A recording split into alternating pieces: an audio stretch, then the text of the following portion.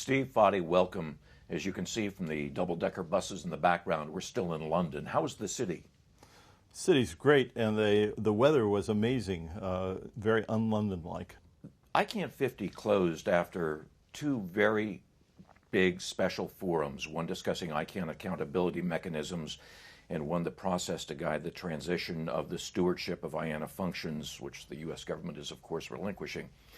We saw very strong community participation in both. Steve, what was your takeaway from those? We did indeed have a lot of participation, and that was heartwarming. The double track that you're talking about is very important.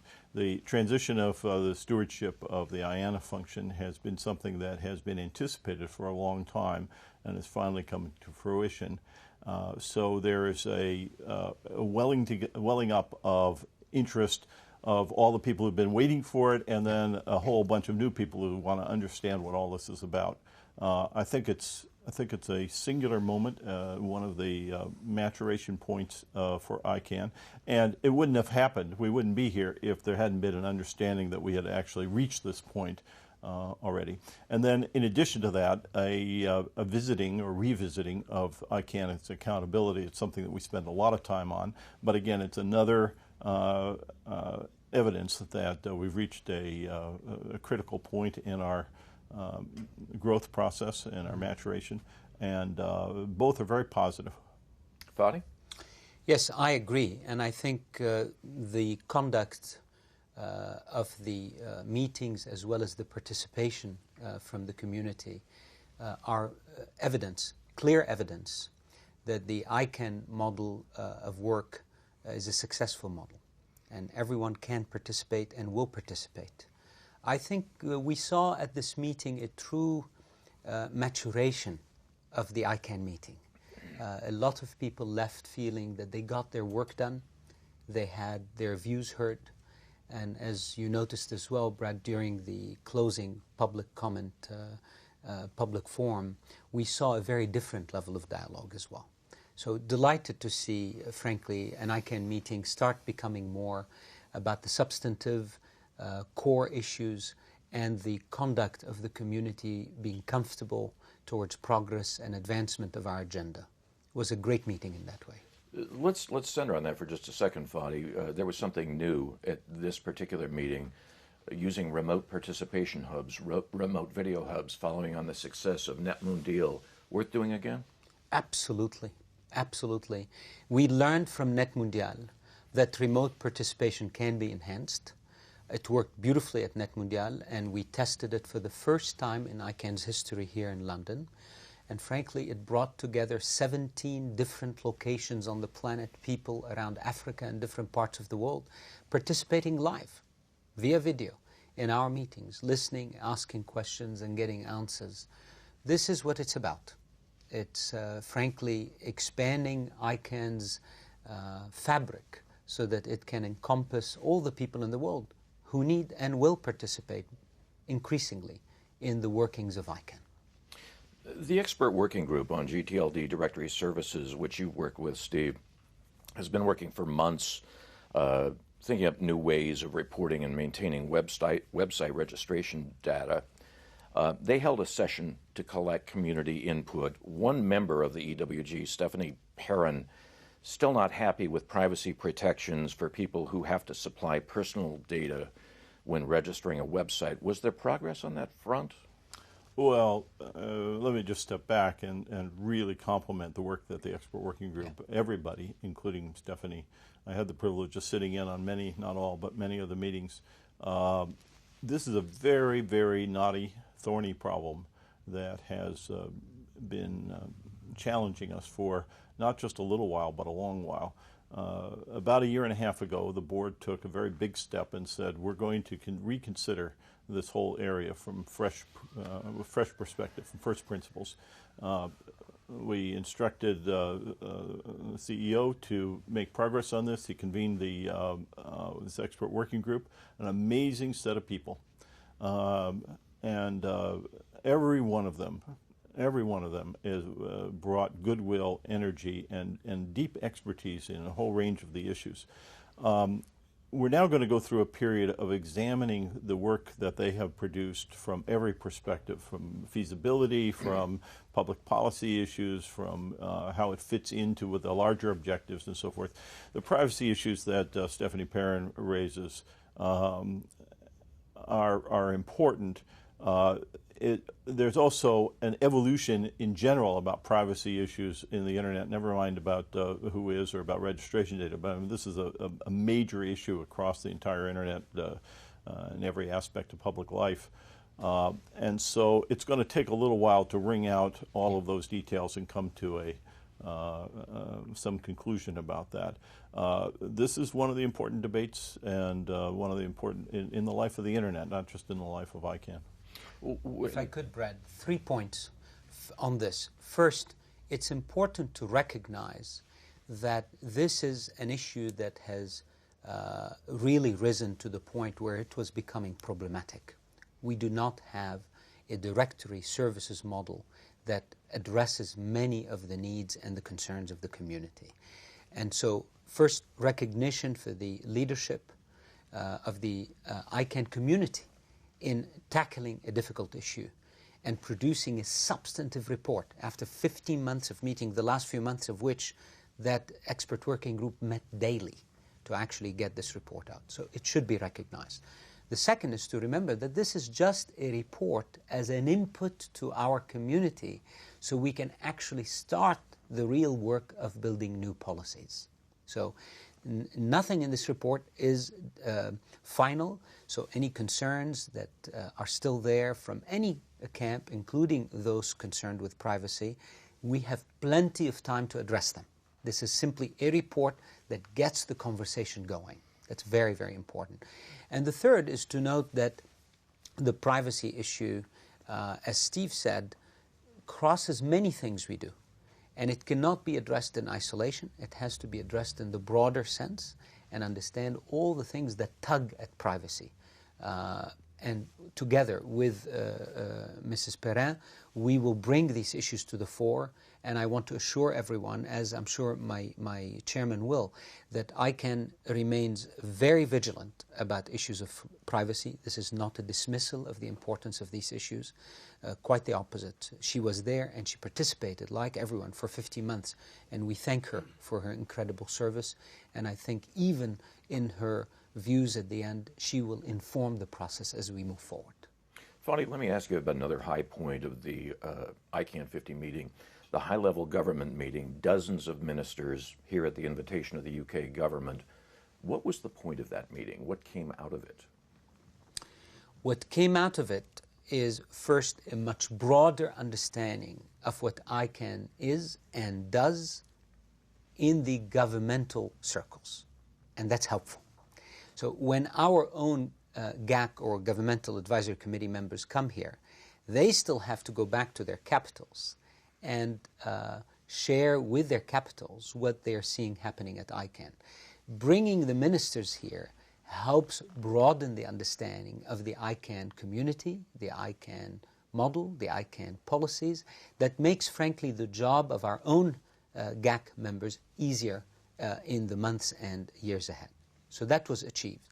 The second thing that was very important is for them to understand that ICANN welcomes governments at the highest level to participate in our processes. Some capitals may feel sometimes that the technical community has an issue with the participation and advice from governments. We don't. We don't. And their invitation and presence here in partnership with the United Kingdom was superb. And it showed that ICANN appreciates the value of what they bring to the table and their unique role in public policy, which must be meshed with the activities we do here. One of the government leaders who was here and who addressed the community was Liu Wei, the Minister of Cyberspace Affairs Administration for China. Yes. He gave a fairly, what can be characterized as significant address to the community. Tell us about that. This was a breakthrough, and we should recognize it as such. This is the highest level government official to ever attend an ICANN meeting. He reports to the President of China. And Minister Liu Wei made some important and frankly courageous steps to bring China's policy closer to the multi-stakeholder model. And we should recognize that. He made some key statements. He made the statement that we want one global internet for the world. He recognized the role of ICANN and its work to maintain the single root of the one global internet. He committed and welcomed to participate in the process of transitioning the stewardship of IANA to ICANN, and said that they will participate in that process within the multi-stakeholder community. And fourthly, he did say that China now officially welcomes the Net Mundial outcome. The Net Mundial outcome clearly states that internet governance should be open, inclusive, and multi-stakeholder. And lastly, he made a statement that the world should participate, and China will, in an alliance or alliances that will promote internet governance for the broader issues beyond ICANN. These were 5 significant steps forward that we deeply welcome, and we thank the Minister and China for this proactive step, which we welcomed here at our platform in this week. When you were in Washington testifying before Congress, you were asked repeatedly about the prospect of Russia or China taking over, grabbing control of the internet. Yes. Here's the highest ranking government official to address an ICANN meeting from China. Yep. In essence, endorsing, by mere presence, if nothing else, forget his comments, the multi-stakeholder model in ICANN's work. The fears we have of any one party controlling the internet or fragmenting the internet, these fears are real. And the U.S. Congress's questions to me during the hearings reflect sincere concerns, because the one internet brings enormous economic value and cohesion to the planet. And therefore, we are all concerned about these.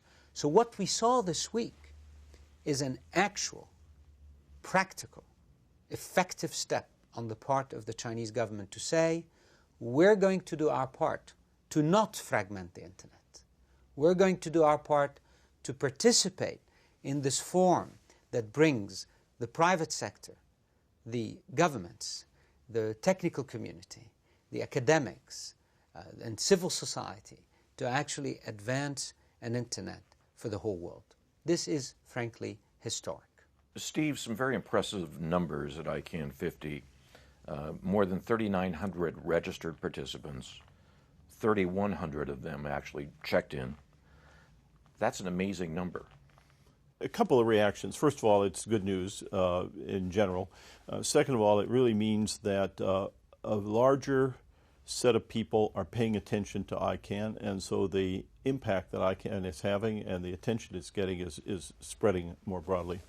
It also suggests that you can't have growth like that without some structural changes, and raises a question of sort of whether we're busting at the seams, whether we can handle the set of issues that these people bring, or whether we need to undergo some further transformation. So we're looking at that very closely, and I think that we'll see some evolution in our processes, which are aimed at being even more accessible and at the same time finding a way to be more manageable in our processes. Fadi, what does this mean for future meetings when you have those sort of attendance numbers? We need to do, as Steve suggested, some analysis of the situation, because I think 2 things contributed to the high numbers that may not repeat. The first is London is a very attractive city. It's a great city, it's a central point, and a lot of people came, I think, attracted to London.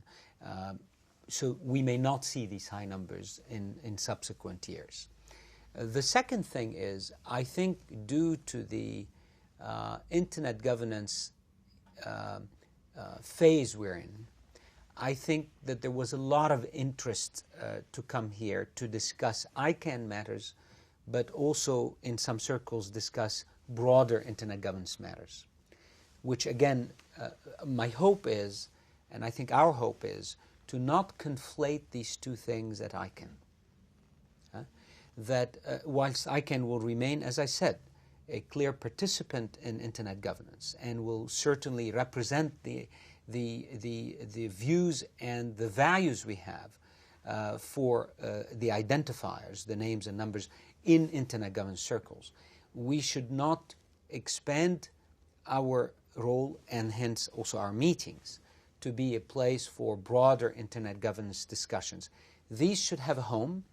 They have already many homes, and we should enhance these homes like the IGF and support them and other fora and other alliances that may be formed in order to create these places for people to meet and solve problems. And therefore I think that we will see a more careful analysis of the meetings and the agendas of the meetings and the size of the meetings. Now, I'm from Los Angeles, and the next meeting is in Los Angeles, and I'm going to at least have to stand up for my city and say that it will be as attractive as London, and I hope many will come as well. We don't expect a slowdown in this, at least in the next couple of meetings. Very good. Gentlemen, thank you very much. Thank you. Thank you.